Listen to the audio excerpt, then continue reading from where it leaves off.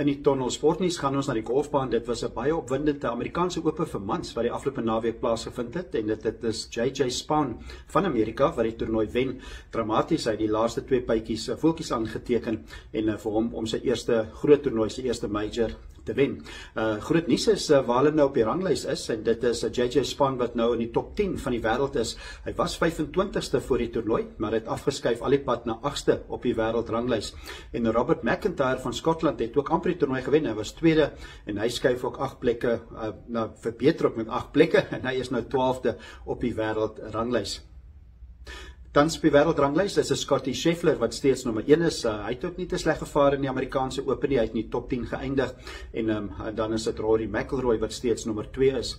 Van die spelers wat op die Live Golf wegbreek golf tour speel, is dit Bryson DeChambeau wat die beste gekeer is. Hy val 3 plekke. Hy is nou 13de op die wêreldranglys.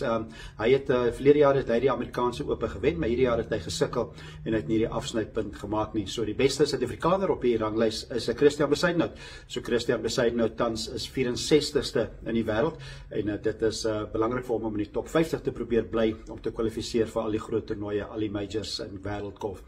So dit is internasionaal golf en dit is golfnuus hier op In die Tonnel.